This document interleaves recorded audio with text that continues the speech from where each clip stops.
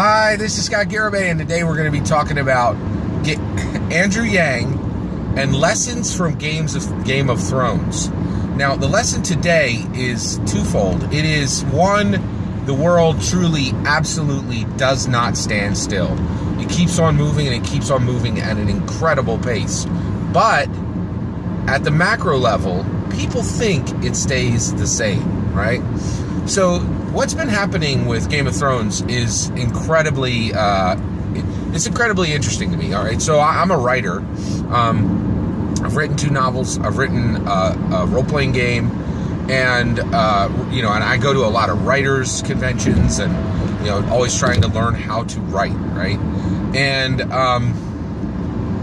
so what interests me most about what's happening with Game of Thrones is what is happening with the writing and the response to the writing that is happening. And there's a huge lesson right here for Andrew Yang that I think it's really absolutely critical for him to understand. Oh, one more thing. So let me expand all the lessons, right? One, the world doesn't stand still. People perceive that it does. And then last, because the world doesn't stand still, point-in-time maneuvering in politics is absolutely critical, and I think should be the focus for this specific election for Yang, right? All right, so let's talk this through. What's happening with Game of Thrones is incredible. And Game of Thrones has just finished. It took 8 years to build this show, and it took over $500 million. Like, it was the budget on this was incredible. It was, there were budgets of $100 million plus for some of these seasons. It's truly incredible, right? And from the very beginning, everybody knew this was going to be huge, right? So here's the thing: the show just ended. There's spoilers in this for Game of Thrones, the series, the entire series. Okay, all right. So with that, the Game of Thrones just ended, and what's really incredible is I would say the majority of fans are very unhappy. And at minimum, there's a very large contingent of people who are like, this is a problem. And in addition to that, the critics have turned as well, right? Every critic I have heard has said the same thing, okay? So one, there's a whole bunch of complaints that I think are completely invalid.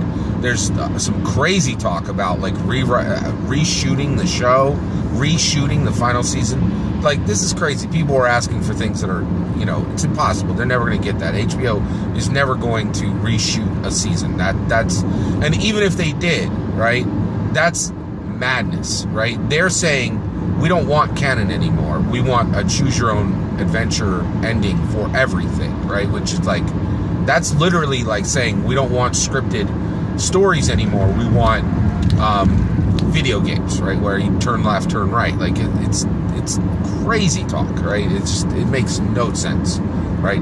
But that's one of the reasons why I'm talking about this in context to our election is Game of Thrones is really a really deep, focused, point-in-time look into the hearts and minds of Americans. And Americans are upset. Like, a ton of Americans are really upset about the ending of Game of Thrones. Now, I think what they really wanted is they wanted Daenerys, the chick who was immune to fire and had 3 dragons to win, which makes a ton of sense to me. It doesn't make sense, that the Starks would win in the end. Like, if you got a harsh world, who's going to win? A harsh leader, right? It just makes more sense if Dany had won. But here's the thing. So everybody's upset, but granted, we'll take the fans being upset and wanting new, but what really is important for what we're talking about today is the critics. They all said the same thing, right?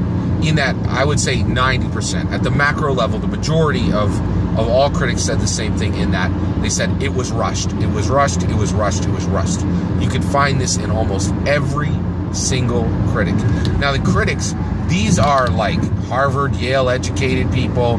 These are people who take art very, very serious and are coming from an intellectual perspective. I'm not just talking about, your aunt who scrawled something on Twitter. Like, these are real critics, right? And the thing that blows my mind is they're saying this is rushed. Well, guess what? This was not rushed, right? They're saying, oh, they could have taken more time. They could have added a few more episodes. They could have added a few more seasons, right? But this is a fundamental misunderstanding of the world, right?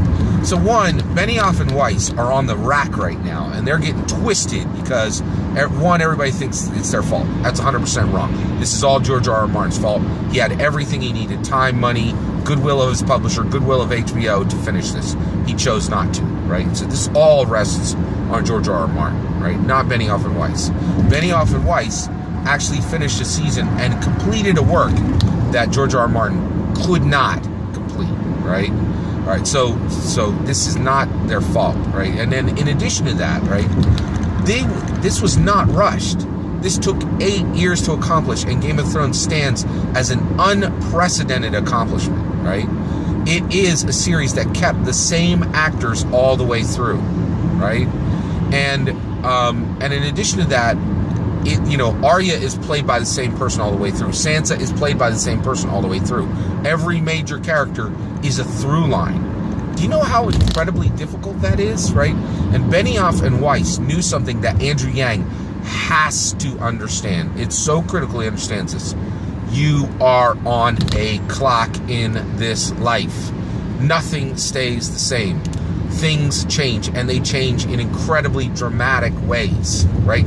And they change on a dime, right?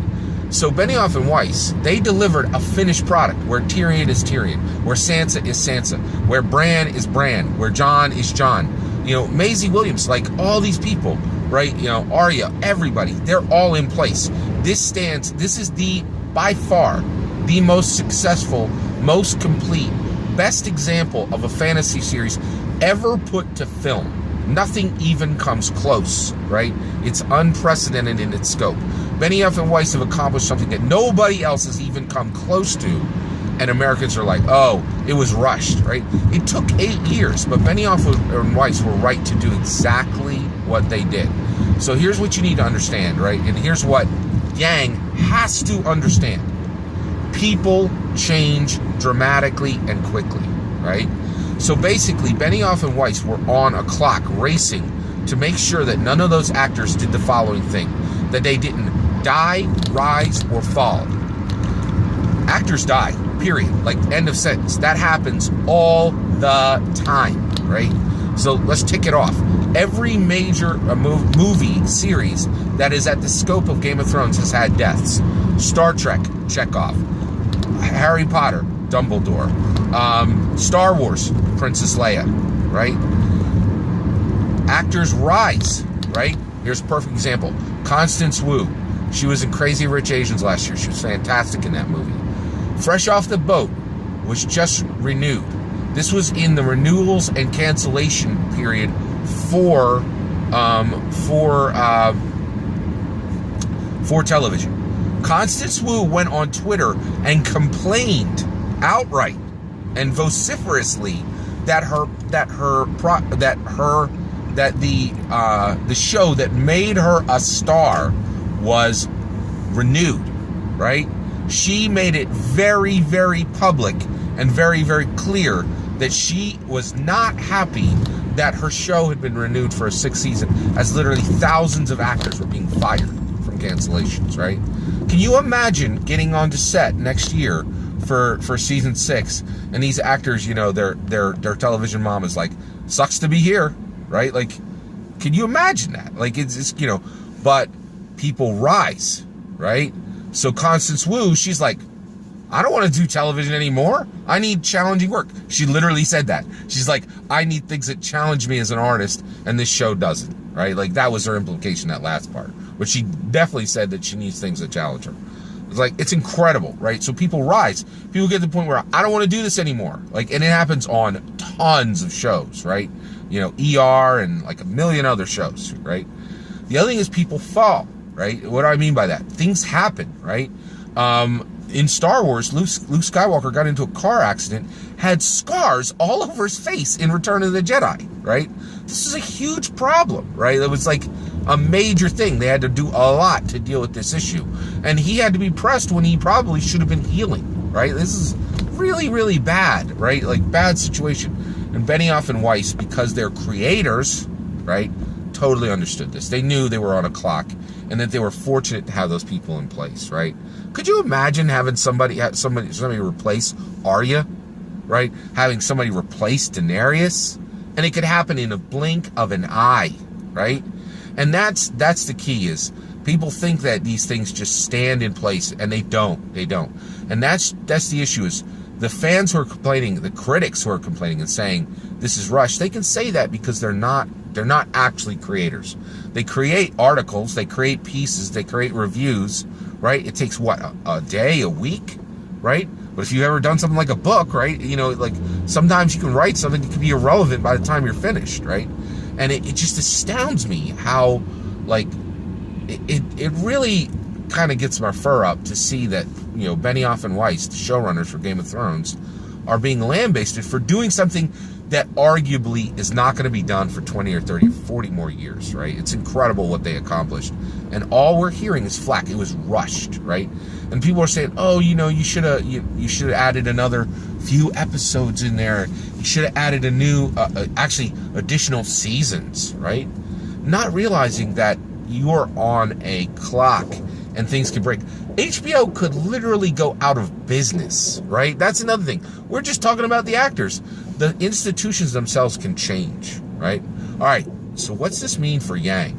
It's really, really, really important that Yang sees the lesson of Weiss and of Benioff and Weiss, right? And what they understood is the time is going forward. The clock is absolutely ticking, and it just keeps ticking forward and forward and forward, right? It never stops, right? So with that said, they, you know, he needs to understand. Now, he is absolutely going to finish the primary, and he's going to finish the general, right?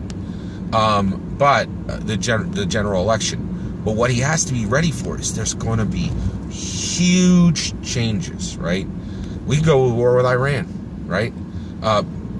Bernie Sanders or Biden or Warren, because they're all, Bernie Sanders and Biden are 1 decade over the age of full retirement, right? And we already saw this in the last election, right? It should have been a minor event, right? There was just a point where Hillary was in 2016, and this really blew my mind. This was close to the election day, right? Just a few weeks before the election, Hillary had a fall, like a literal fall. Like, people didn't know if she had just fallen down, if she had fallen unconscious, if she was dehydrated, right? It scared the living heck out of people. It was frightening. It was frightening for the Democrats who really cared about it, right? There were people who were like, oh my gosh, is she okay? They didn't care about it. And I think there were a lot of people like this. A lot of people really loved Hillary. And I think there were people who were like, I don't really care, you know, about this election anymore. Is she physically okay? And there were people who, you know, they genuinely cared if she was okay physically, right? Then there were other Democrats who were like, oh my gosh, she just fell. We don't know if she was dehydrated, if she fell unconscious, if she was unsteady, right? Shouldn't matter. But when you're past the age of retirement and you're trying to project, I am mentally and physically strong, that's a problem. That is a big, big problem, because perception is a huge part of any election, right? And so, it's terrible. And I could say this. Andrew Yang can't say this. You know, I'm a political commentator, right? Like, he has got to be ready if there is any slip. And that slip can come for Biden, for Sanders, and for Elizabeth Warren. Their age is an issue. And I'm not saying that. Bernie Sanders said that. He said it is completely legitimate.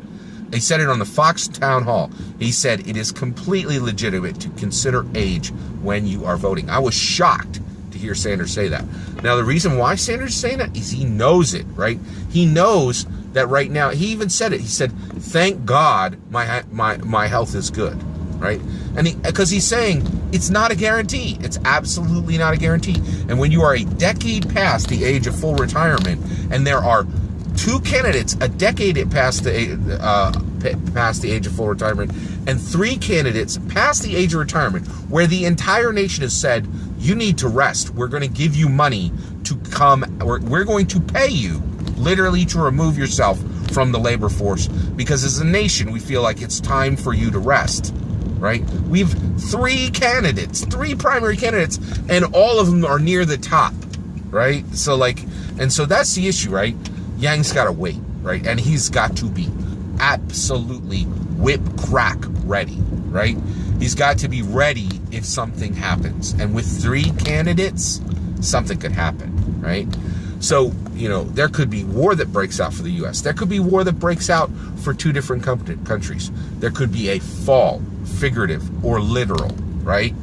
There could be a Dumbledore Chekhov Leia situation. There could be a Dumbledore Chekhov Leia situation. Are you following me there?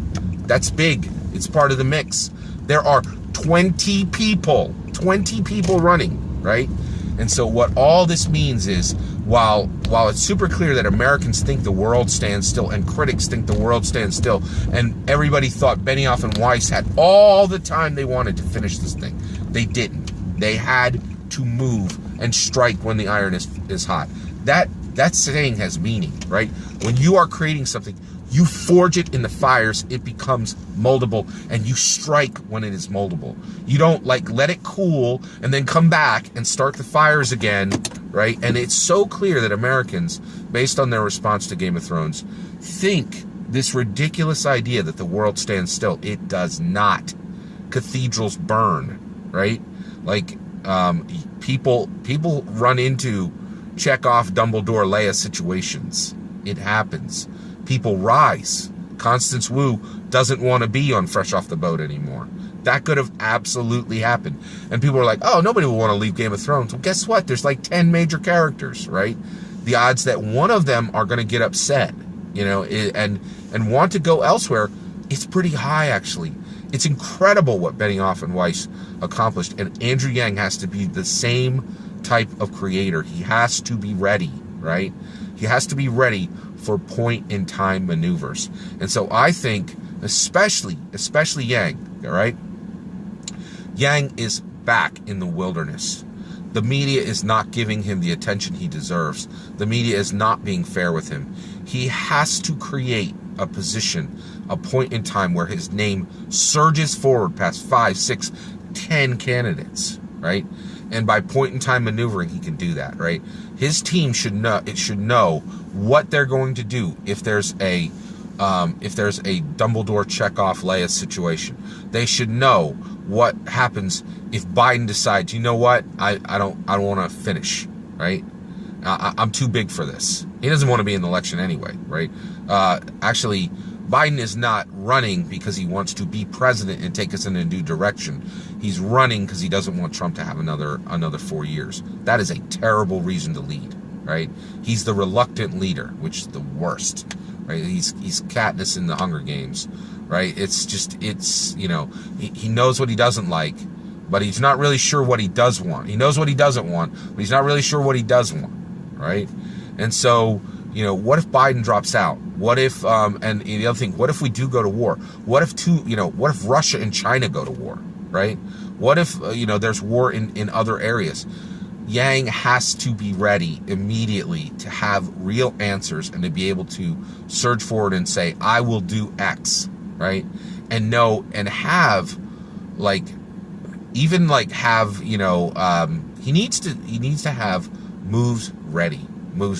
He definitely needs to be looking at this like a chess game and saying, okay, if they go this way, I go this way. If they go this way, I go this way. And I wish he had more room to relax. He doesn't. He's got to stay focused, and point-in-time maneuvering is going to be incredibly important going forward. That's my opinion. I'd love to hear your opinion. Please consider liking and subscribing, and have a wonderful millennium.